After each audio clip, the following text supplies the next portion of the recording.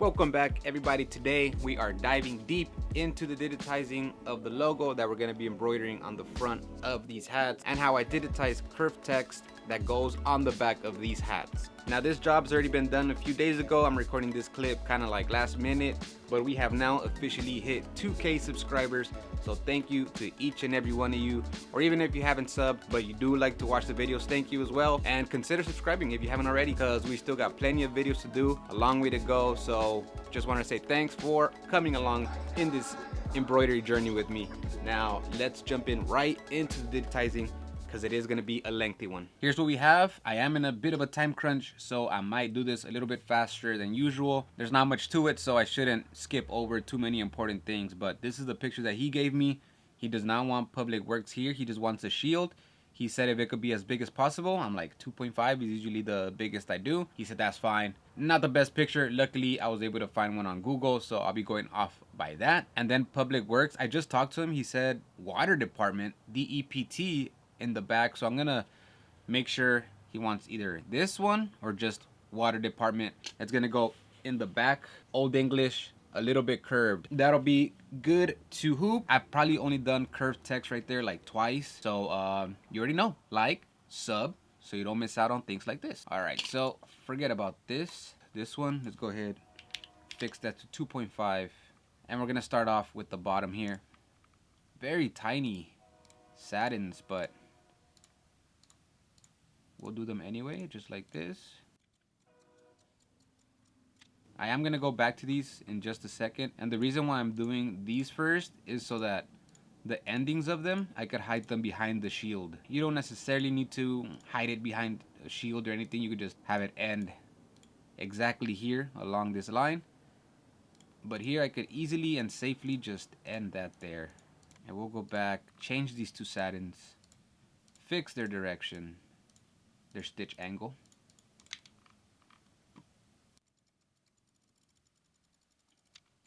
Let's change all of these to satin. Come here, add stitch angles, just like that. Look at this weird line here. Let's take off the underlay, and that goes away. Stitch angles for this.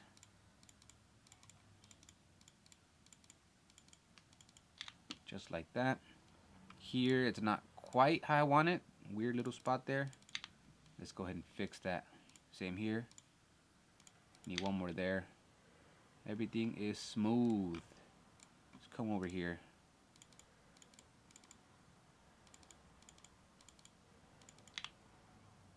Yep, we're looking good.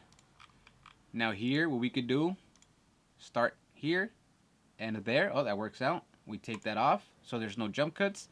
It jumps right into doing this other satin right here.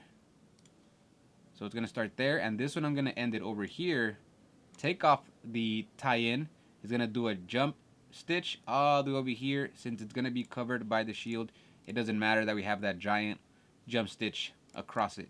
So that's that. Everything is white, so pretty simple. Let's just go ahead, outline this right here.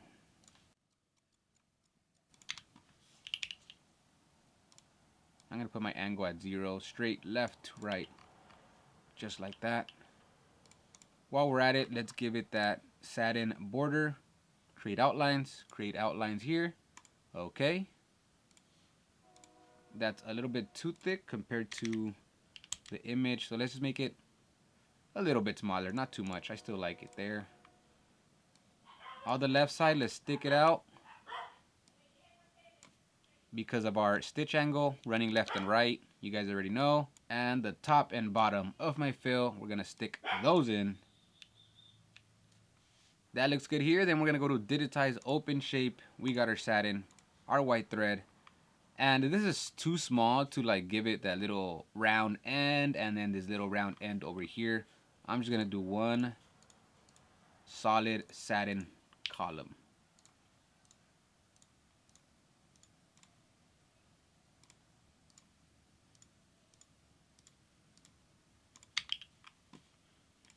Obviously too big. Let's make that way smaller, just like that.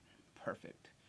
I am gonna bring it a little bit higher because this satin here is a little bit thicker, goes a little bit higher, so let's just bring that up just a bit. I'm gonna copy paste, right click, mirror X, and boom, we now have the other side, just like that. Perfect. Let's change these to white. Everything white. Now we're gonna make the satin inside that is supposed to be black, like this. Right here, we do want to include this little circle on the end, so we have a little circle shape. Satin. It is gonna be bigger, a little bit bigger than how it is in the image here, just so we're able to tell that it is a circle. Hopefully.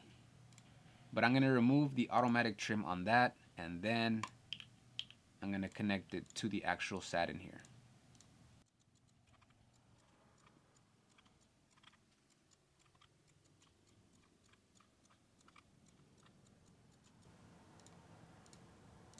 We end it just before hitting that little circle. Select 2. I did want it to match this outside one, but I don't think. I'll just make it a tiny bit bigger. And then what I'm gonna do here, just copy and paste that little circle. Place it right there. Look at that. Last thing I'm gonna do is digitize these letters. Since they're all like the same width, everything is pretty simple. I'm just gonna be doing like digitize open shapes.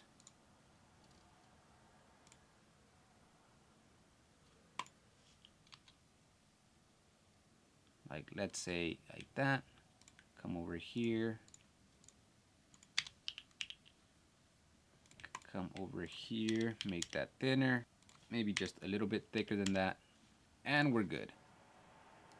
And just stretch that out so it matches the top of that letter right there. That's good.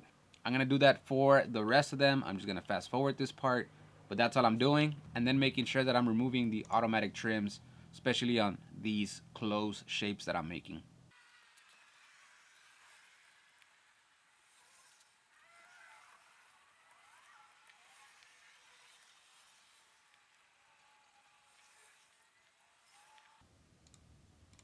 Reaching the end here, the S, I am digitizing this shape like this, just because the ends of them do have a bit of an angle. So if I go like that, make sure I'm in fill, satin, and then we add our stitch angles. Just like that. And we're looking pretty good. I think that's just about it. I did this one pretty fast. I just need to get the stitch out done because I told the guy I was gonna show him tonight, because we do have to get them done tomorrow, hopefully by 3 p.m. So if I see any mistakes, it's gonna be on the stitch out, but at least I'll have it done, and then I'll just fix them really easy if there's any issues. Right here we're at 2.455. Just gonna make it an even 2.5. Let's center that way over here. 4 hats, start and end at the bottom, since that's the bottom of the brim and that's how it goes. So even though I am doing it on the flat, I just have it like that already, just in case if it comes out perfect, that same file is ready to be used on the hat. So let's get the stitch out going, and then I might just call it a night. For my stitch outs, I like to use 2 sheets of Cutaway stabilizer and the smallest hoop I have for that design. So this one here. All right, let's go. I do have both black and white stabilizer, but I try to match it to the hat. These hats are either black or really dark blue, so I am doing black Cutaway. If not, I'd be using the white Cutaway. That almost hit the top of my hoop. Let's bring it down just a bit. Don't want to fold my presser foot again. That was way too scary, but we're good.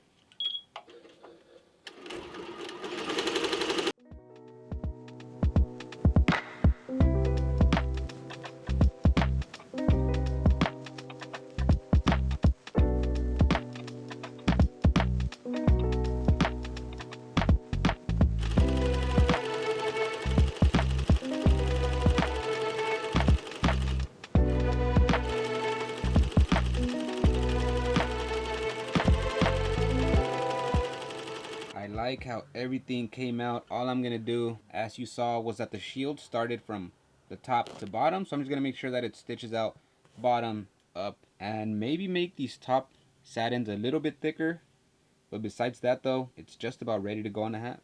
Nothing special, but I'll talk through the process. I have my tearaway stabilizer. This one's really thin. I don't know the ounce. It must be like 1 ounce, 1.5. So I fold it in half to make it just a little bit thicker. Place it there. You have here a 5-panel hat. You pull out that sweatband. You make sure that sweatband goes underneath here, that notch. Slide it in.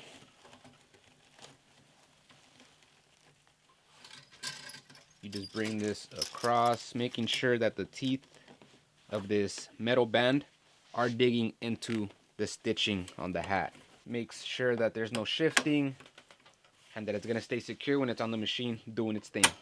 That's it, we're good to go. All I do is find the midpoint so that I could align my needle to it, and the design is ready to go. I have my mark on the hat right here. That's what I'm aligning the needle to. And then once I get this front done, I will show you guys how I digitize the curve for the back of the hat, which came out really nice on this one. There are some changes that we made, but there it is. It's good, straightened out. Let's do it.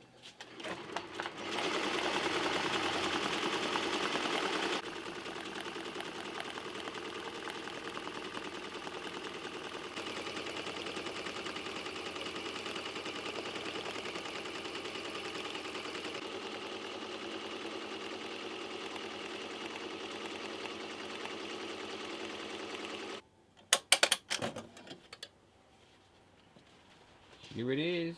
Now for the back, here's the final product. Here's what we are embroidering. Well, actually, I made some changes, but pretty much it's this.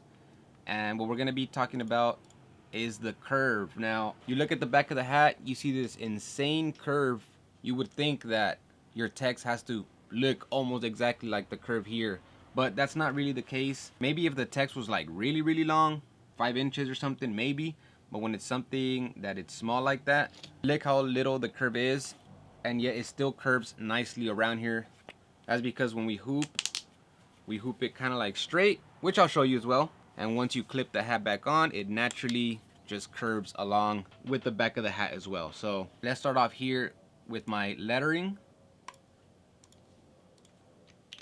So he specifically wanted Old English font. Here it is. 3 inches. Usually what I do, just so I can make everything bigger, so it's more legible, but it's not humongous, I squeeze all the letters in just a little bit, like this.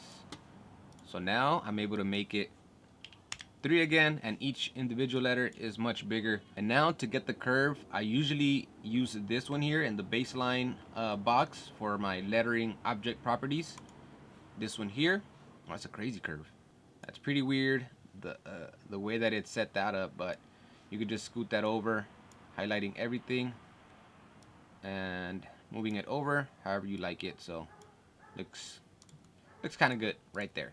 And then usually you're able to come down here, baseline radius, and then you can come up here and change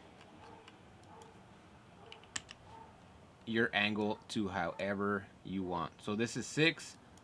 I don't know exactly, I always get confused. I just mess around with it. Sometimes I go lower, I'm like, okay, that's too much curve. I go back up, 6. So this one here, that matches pretty good. I probably landed it around there for this first one, maybe a little bit less. Sorry, so not 5, 7. And yeah, that gets us the curve. Now check this out. I'm gonna delete this. Now with this one here, I sent him one hat. He liked it, but he was wondering if there was another font that was similar to this one that was more legible. Now it is a mesh hat, that just kind of the nature of it. The stitching doesn't come out as clean as if it was on anything else. So I let him know I was gonna look for another font that was similar and that I could make it bigger so that it is more legible. But I explained to him that it's a trucker hat. It's just kind of like as good as it gets. But what I ended up doing was I did make it a little bit bigger, but then I simplified the W and the D. So I removed these little small areas here, and then this part here I just separated them so that there's more of a distinction. I came over here, my knife, cut this, separated these,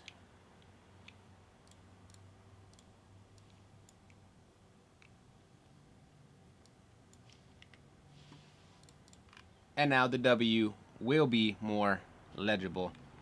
He liked it. He's like, cool, yeah, looks good.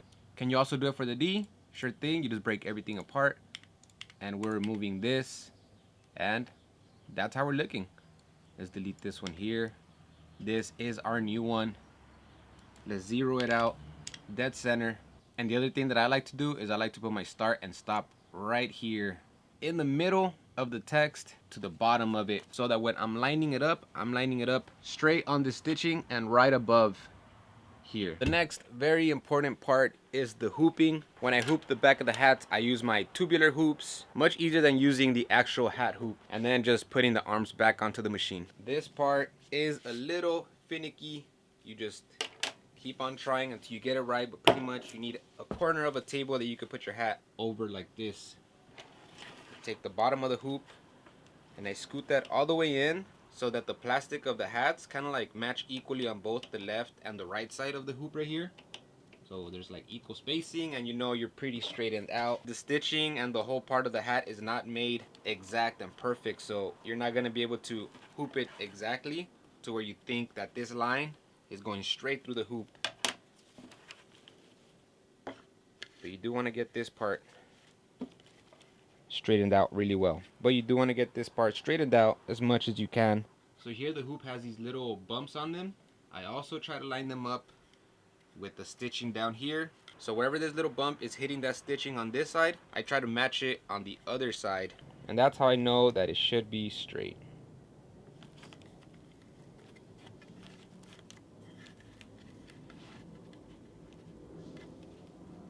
I have to bring it lower because I'm already hitting the top right there.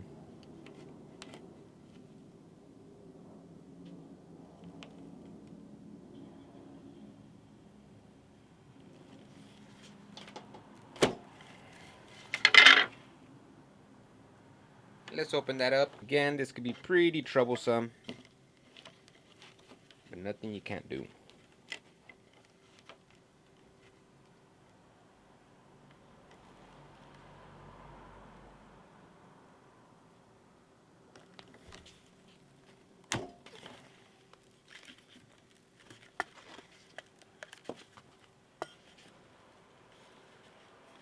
Here it is again, that little notch. I kind of matched it up here. This little notch kind of matched it right there. And that looks good. Since we're back on flats, I have to turn the design 180 so it's upside down. Now right here I have my needle right down the stitching here and right above the arc. Let's go ahead and do a trace either way.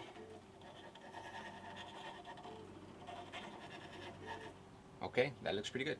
I don't have black cutaway, so I have to use white cutaway, which doesn't help cleaning it and making it look clean, because you do get little bits of tear away in between your letters. If I had black, that'd be perfect. Or now that I think of it, maybe even a cutaway stabilizer would work.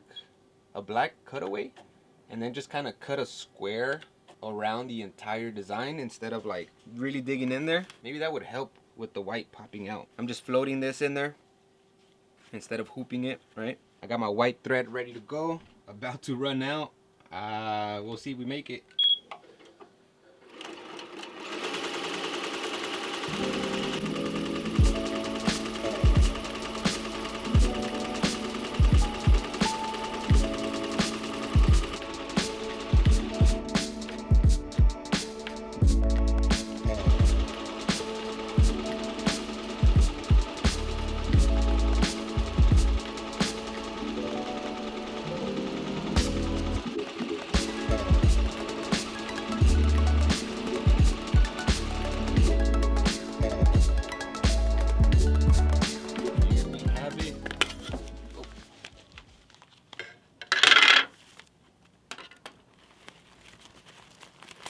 Biggest part about this, I'm telling you, is just the cleaning up.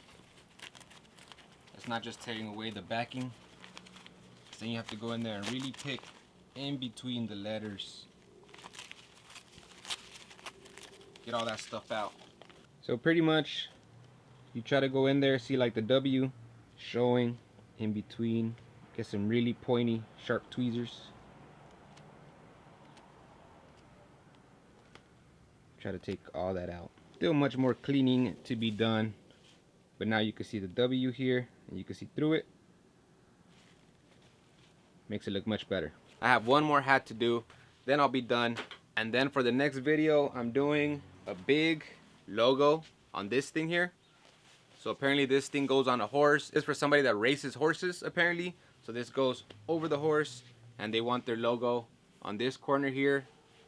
And same on the other side. This is gonna be like a 6 or 7 inch logo. And then the same design, about 9 inches for the back of this jacket. Now this jacket is crazy thin, definitely thinner than those Champion jackets that we worked on not too long ago. So I'm thinking I'm gonna use 2 sheets of Cutaway stabilizer and probably throw some water soluble stabilizer on top as well, just to avoid all puckering, or as much as we can. So that should be a good one. So make sure to like and sub so you don't miss out on that video as well. Now it's time to get back to work. Thank you all for watching. See you on the next one. Deuces.